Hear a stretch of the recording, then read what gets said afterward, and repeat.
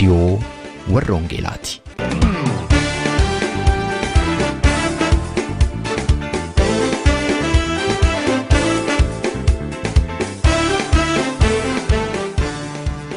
Reediyoon warra Wangeelaa tokkummaa waldooti Oromoo warra Wangeelaa Awurooppaatiin qophaa'e torbanitti si'a tokko guyyaa Sanbadduraa dhaggeeffattoota biyyootii gaanfa Afrikaaf naannoo isaatiif akka lakkoofsa sa'aatii Itoophiyaatti galgala sa'aatii 12 hamma sa'aatii 12:00tti dambalii gabaabaa kiilooheerzii 15,515 yookaanis meetir baandii 19 irratti dhaggeeffattoota kibbaaf giddugaleessa Awurooppaatiif immoo akka lakkoofsa sa'aatii giddugaleessa Awurooppaatti galgala sa'aatii 21 hamma sa'aatii 21:00tti dambalii giddugaleessaa kiilooheerzii 1,355 irratti kan isin qaqqabu tamsaasa Wangeelaati.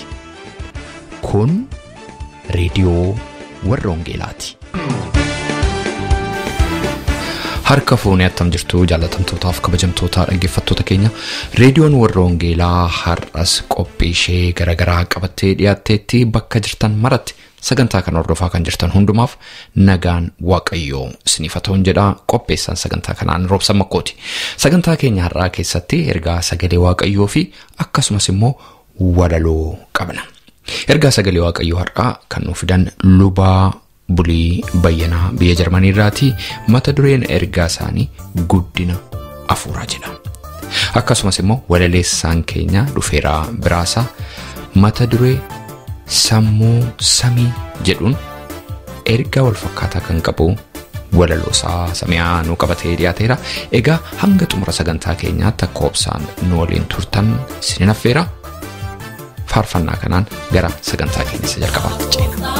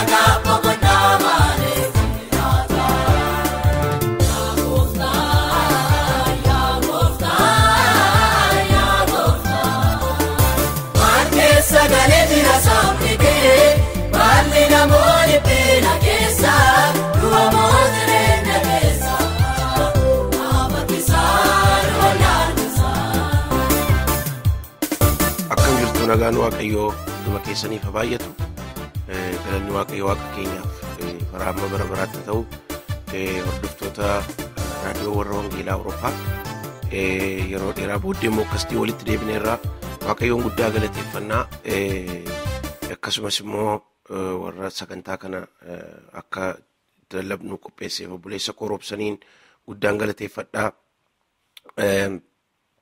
Waaqayyoon nu gargaaree hojii guddaa hojjetaa jirra biyya Jarmanii keessatti magaalaa Nuurenberg irratti akkasumas magaalaa Muushin irratti waldaa afaan Oromoo babbareedaadha qabna. Sagalee Waaqayyoo bakka itti lallabamu kanaaf gooftaa guddaa galateeffannaa.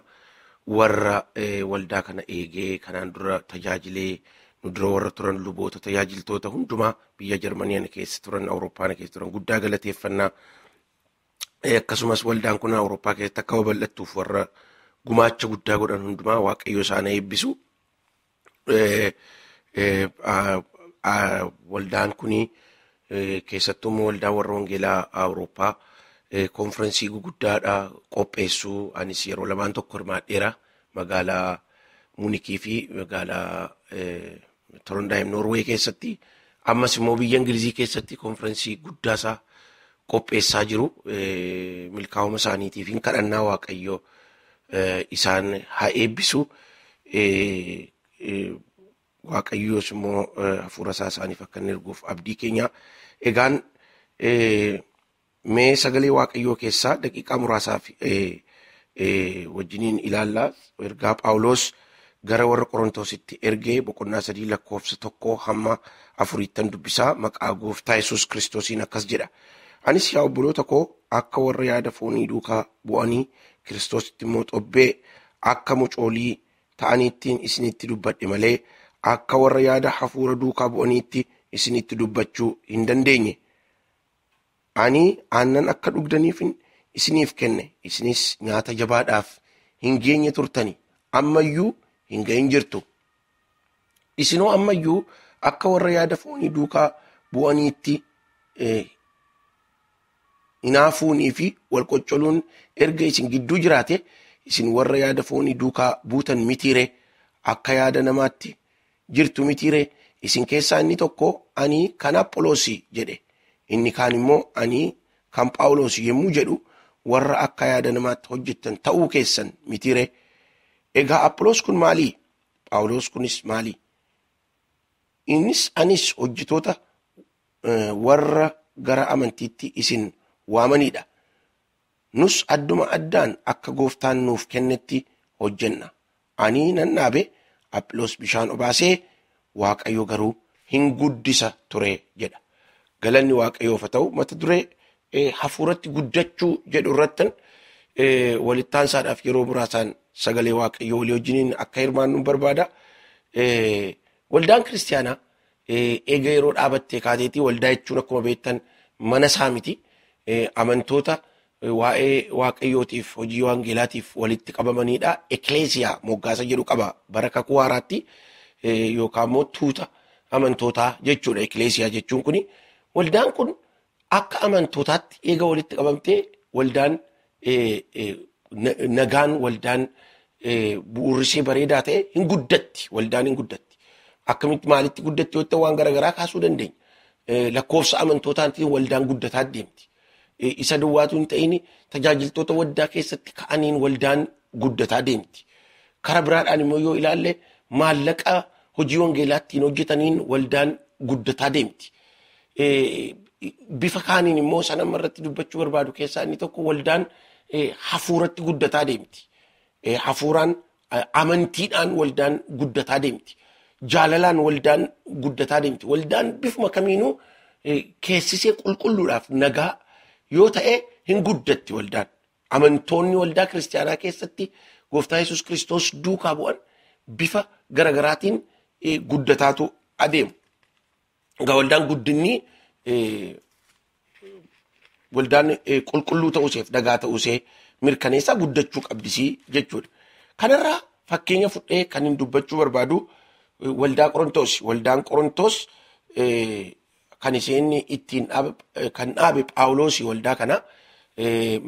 Waldaan kun kan isheen itti argamtu Qorontos magaalaa biyya Giriikii keessatti magaalaa argamtuudha.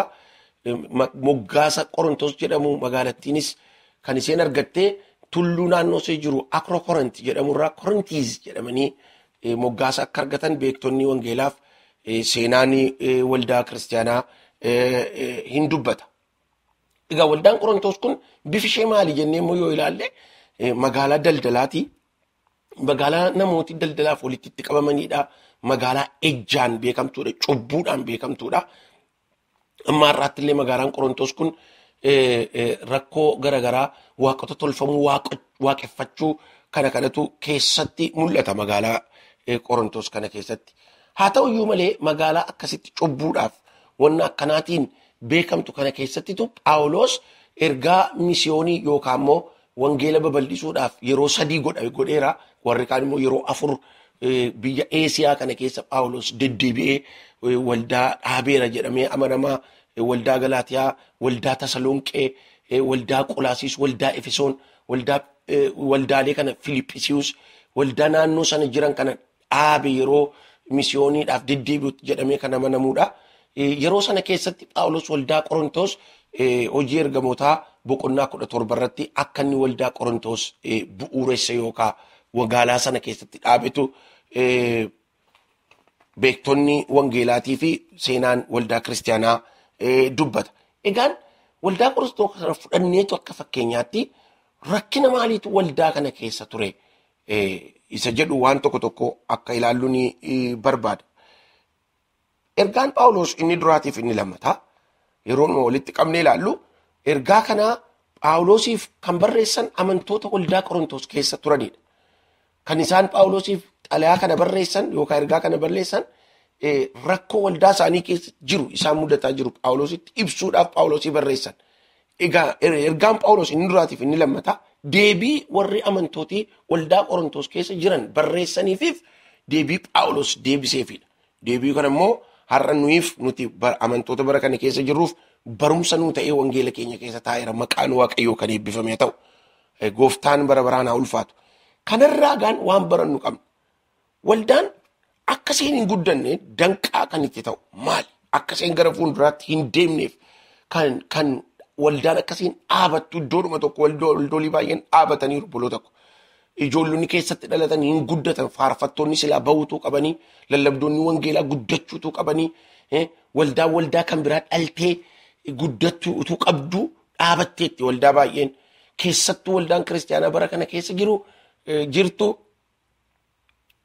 adaraa silaa wangeelaaf harkatti nutti kenname dhiiftee waldaan wanta biraa keessa jirti. Hojii manaa seexanni nutti kenne, hojii manaa foonni nutti kenne.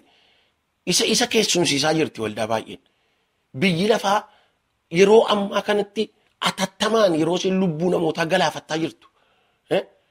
Namoonni lubbuu galaafatan hamoon hafuura seexanaatiin guutan biyya lafaa kana keessa maallaqa guddaadhaan waliigalteedhaan tokkummaadhaan yeroo isaan itti tocho'aa biyya balleessaa lubbuu ajjeesaa jiranitti seexanni yeroo inni bifa isaa jijjiiruudhaan biyya lafaa kana diigaa waldaa balleessuudhaaf wangeela kana balleessuudhaaf dhabamsiisuudhaaf jireenya amantootaa dhabamsiisuudhaaf yeroo inni hojjetaa jiru kanatti waldaan garuu hojii biraa keessa jirti. Maal keessa jirti waldaan jettanii yoo na gaafattan wayitti kan hin galle yookaan bu'aa kan hin buufne aangoo waldaa kiristaanaa keessatti namooti wal lolaa jiru. Kana barsiisuu ofii kooti waan hin beekurraayi. Isa duwwaatuun ta'in namooti gosaan bifaan lagaan wal qoqqoodaniitu waldaa kiristaanaa keessa taa'anii hojii manaa seexannii itti kenne namooti hojjetaa jiru. Wal hordofuudhaan maqaa wal balleessuudhaan wal habachuudhaan wal ari'achuudhaan waldaan hojii manaa kan biraatti kenname hojjetaa jirti. Kan waldaadhaaf kennamee deeme garuu siraa Maatewos boqonnaa 28 lakkoofsa 19 amma 20ti. Isa kennee deeme gooftaa keenya Yesuus Kiristoos waldaadhaaf. Maal jedha bakki suni aangoon hundumtuu waaqarrattis lafarrattis naaf kennameera. Egaa kaatii dhaqaa namoota hundumaa maqaa abbaa kan ilmaa kana furuu qulqulluutti cuuphaa. Wangeela koo kana isaan barsiisaa. Isa booddee duuka buuta tokko akka isaan taataniif isaan taasisaa. Anis hamma dhuma biyya lafaatti isinii wajjin hin jira. Kana sila assaayimentiin waldaadhaa kenname. Assaayimentiin waldaadhaa kenname dhaquu, isa booddee cuuphuu, isa booddee barsiisuu, isa booddee namoota duuka buutuu Kiristoos gochuudha. Namooti duuka buutuu gooftaa. Namni gooftaa duukaa buunaan keessi isaan fayya, jireenyi isaan fayya, gaa'illi isaan fayya, maatiin isaa hin fayya, jireenyi isaa nagaa argata. Garuu waldaan biyya lafaarra jirtu amma assaayimentii keessa jirti. Egaa kanarraa kan ka'e rakkoo isaan mudate irraa kan ka'e warri waldaa Qorontos keessaa Phaawulosiif waan barreessan mee waldaa Qorontos keessa rakkoon jiru maanni har'a gabaabumatti isa tokkoon isinitti agarsiisuu barbaada. Ergaa Phaawulos saduraa boqonnaa tokkorraa yeroo laallu Phaawulos maal jedhee deebisaa maatii warra Qolo'eerraa jedhan haala isin keessa jirtan jarri natti himaniiru. Wanti isin keessa jirtan tokkoffaa wal hirtanii jirtu jedhaan amma boqonnaa 3 lakkoofsa 4 irratti yeroo 3 4 irratti yeroo dubbisus yaaduma kana agarra achitti keessattuu 4 irratti kaan keessanii jedheen kaan keessanii wal hirtanii jirtu an kan Phaawulosi inni kaan immoo an kan Apholosi inni kaan immoo an kan Yesuusi akkasitti wal hirtanii waldaa jarri kun waldaa keessa jiru waliin waaqeffatu wangeela tokko dhaga'u garuu wal hiranii jiru. Gartuun Phaawulosiin deeggaran gar tokko ta'anii jiru waldaa keessa yeroo Phaawulos lallabbiidhaaf ol ba'u warri harka rukutan Phaawulos wanta ni jedhu dhagaan akka jecha bara kanaatti bilbilaan Phaawulosii wajjin walitti haasa'an isa duwwaa immoo miti. Jiru immoo gartuun Phexros jedhamanii warri ta'an yeroo Phaawulos lallabaaf ol ba'u warri harka rukutan warri foorican warri Phaawulos yeroo guyyaanii darabeenii Phexros ga'u barcuma isa duraa dhaqanii guutanii ta'an jiru warra akkasii. Isa duwwaa immoo miti ammas deebi'anii immoo warri kan Apholos jedhanii immoo kan ta'an jiru. Apholos yeroo guyyaanii darbee Apholos lallabaa ga'u barcuma isa duraa qabatu yeroo Apholos ol ba'u harka rukutuu hin fooricuu lafinuun ga'iin jedhu agartanii jiru immoo warri kan ammas waldaadhuma tokko keessatu jiranii nuti lakkii homaa keessa hin jirru kan Yesuus jedhanii immoo moggaa tokkorra ta'anii kan jiran immoo jiru. Agartanii firoo tokko waldaa Qorontos keessa rakkoon jiru inni guddaaniif inni tokko waliranii jiru.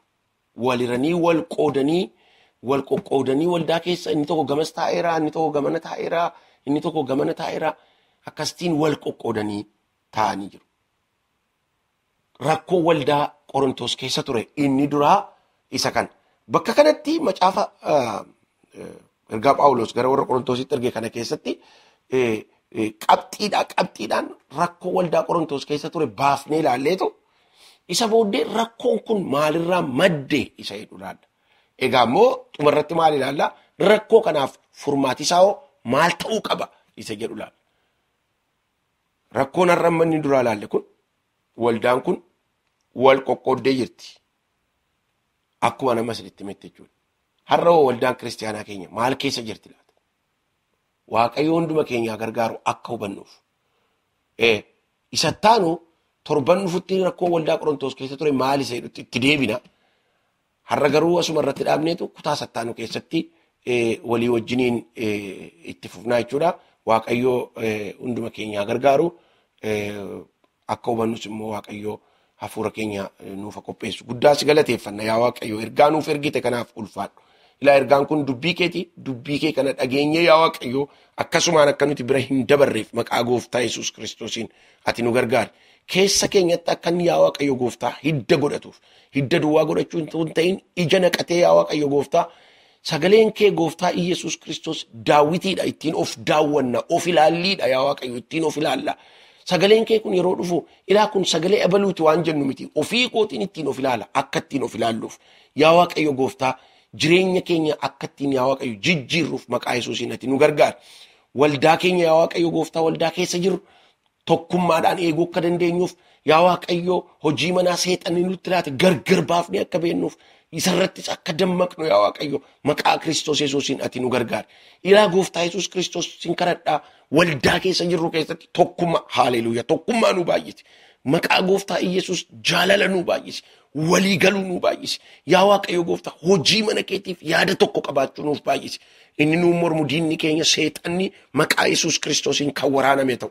Hojiin isaa hundumtuu kan diigame ta'u. Obboloota koo hunduma isaanii lafa isaan jiranitti eebbis nagaa kan dhabeef nagaa ta'u. Yaa Waaqayyo jaalala keessa kan dhabeef jaalallee ta'uuf inni kufee haa ta'u kan gaddi jajjabaatu. Maqaa Yesuus Kiristoosiin yaa Waaqayyo gooftaa jireenya keenya maatii keenya hundumaatti nuuf eebbis waan nu dhageesseef guddaas galateeffannaa kana hundumaa maqaa gooftaa keenya fayyisaa keenya Yesuus Kiristoosiin ameen.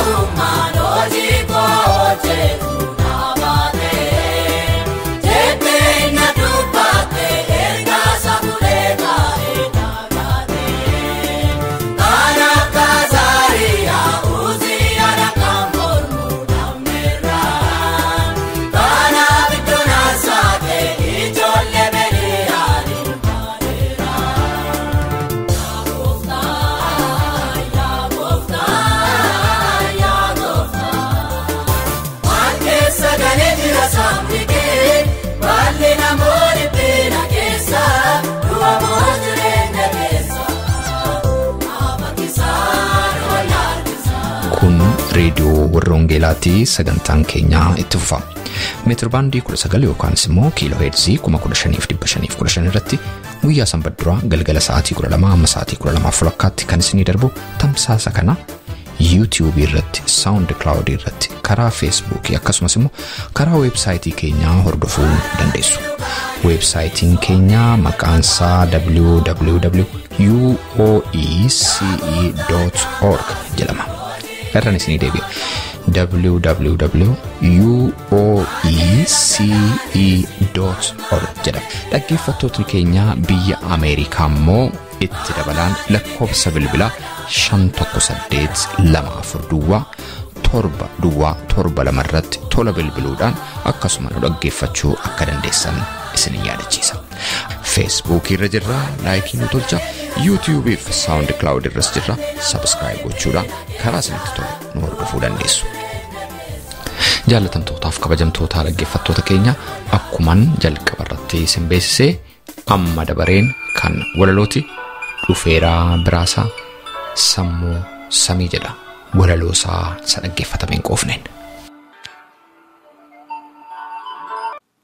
Sammuu samii akka waan bara baraan sooromee keessatti hafuu uumama waan lafaatti rarra'ee mataa cabu maqaa wal balleessuu tuffii jibba dha'ee wal ajjeesuuf ka'ee sirba sammuun gadi qajeelee asii gadi guddata waraabessa budaa afaan banee dhungata luxuu biqilaa cabsee ibiddaan bobeessa madda taliila orfee walitti booressa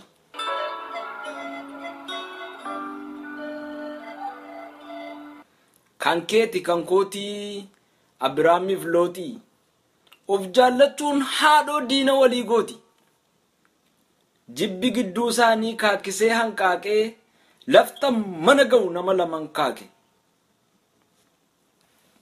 haa deemnee ilaallu eessa lafti furdaa jalqabi kan kooti gara sanan fudda ani yoon argadde waan bayeessaaf qaalii mooji keeti feetu du'ii boolla gali nu booddee dhalatee akkamiin nu caalaa haasaa mucaa quxisuu warri taa'ee madaala akka waa'ee akka godhee of gidduu tammeessanii ija isaanii duraati Yoosefin balleessanii ijoollee Israa'el warra sammuu waan lafaa kanaaf amilee dhabee dinagdeen isaanii laafa sammuu isaanii filatee biyya lafaatti kooluu harka namaa kajeeluu ganda namaarra jooru kan waliin jaallanne qofoo mataa okkoo Yoosefii foo Waaqayyoo hin dubbataa gaaf tokko takkaa hidhamee nafu mul'ati nama tolaa waaqa waaqaan oliitu bira dhaabatee lola hawa garaa isaanii sana mirkaneessuu du'a nama qajeelaaf ragaa sobaa dhiyeessu isaantu joore malee Yoosefin barbaadu dhugaan nama Waaqayyoo harka namaan hin badu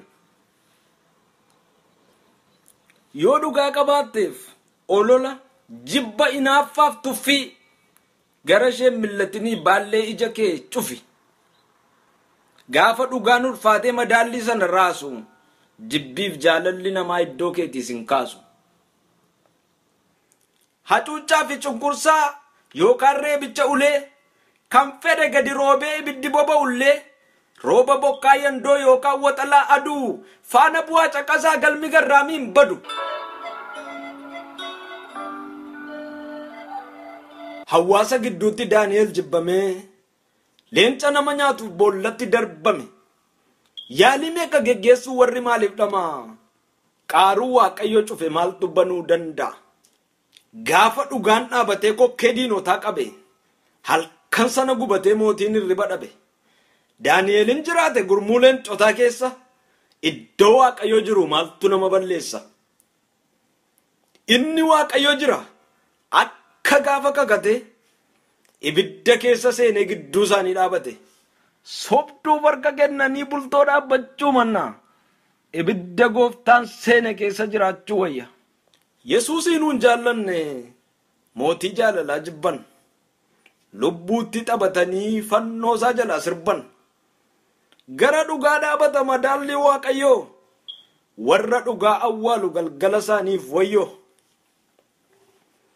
yemmuu Yihuudaan du'aaf daandii badiisaa jiru Yesuus duwwaatu bate qixxa sammuusaa jiru horii bor lafa lixxuuf qalbii isaa rakkisee ofiis galata dhabee jireenya isaa fannise sammuu namni na fuudhe waaqayyoof hin naga'u.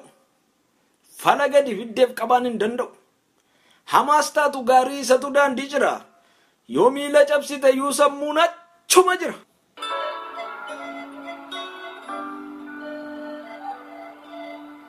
Yaaqoob ofittoon hangafa isaatti malee boolla waraabessaatti eebba guurratee gale.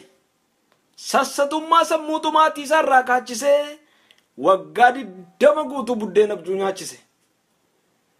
Laabaan abbaa dubbii harki isaa hiixatee deebisee fannisa.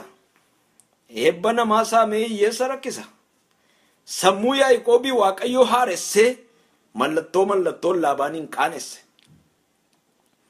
Qaayinii fi Abeel haadhoo garaa tokko sammuu micciiramee dalga deemu cookko meeshaa nama balleessu harka isaatti baata.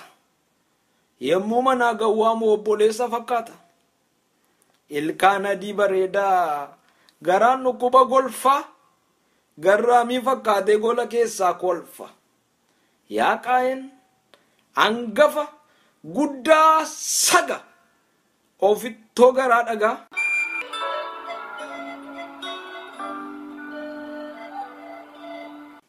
Mootichi Ahaab halkanii fi guyyaa nyaara gudunfee aada jireenya Naabootii fudhachuu barbaada.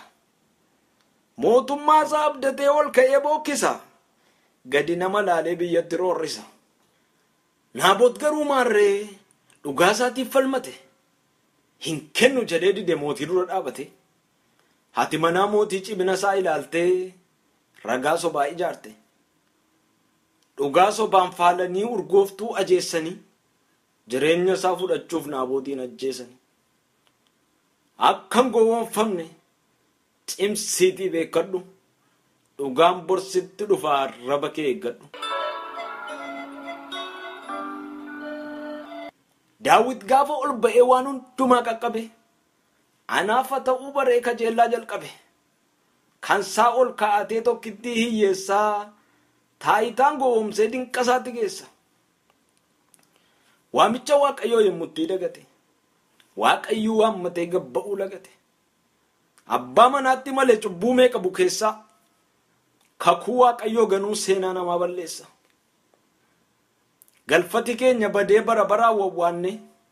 Ofittummaan akkasii Daawitiin hin raawwanne. Meeqa suuqa tuulee imaanaa uummataa tokkittii hiyyeessaaf hamuummata. Macheessituu quufee akka gabaa sanbataa hunduu saamicha baree ciqilee wal darbata. Duree nama keenyaatu of jaallachuu baay'isa. Dhaloonni bara keenyaas kanaaf dhabe gaaddisa. Haadhaaf intalatu wal dhaga'uu nuffee abbaa fi ilmatu ijatti wal tufe. Jaarsaa fi jaartiitu kutaa wal kaachisa. Haadhootu wal ajjeesee shan kutaa wal nyaachisa. Ollaa jaalalaatu ibidda bobeessee itti wal harkisa. Hiriyyaatu wal cabsee qaba wal hanqisa. Dhaloota ofirraa haxaa'e gaaddisa. Seexanatu yaabee mataarraa kaakkisa.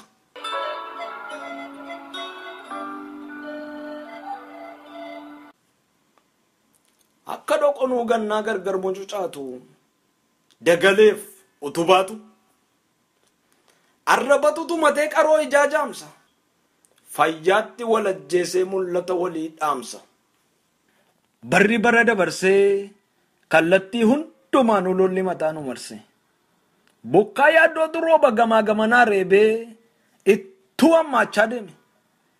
Hunduu wal fakkaata daaraa daakuu akkamiin beekanii kana gargar saaqu. Hoolotaa fi yeeyyii addaan baafanna yemmus gatii keessan qabadhee nan dhufa jedhe Yesuus.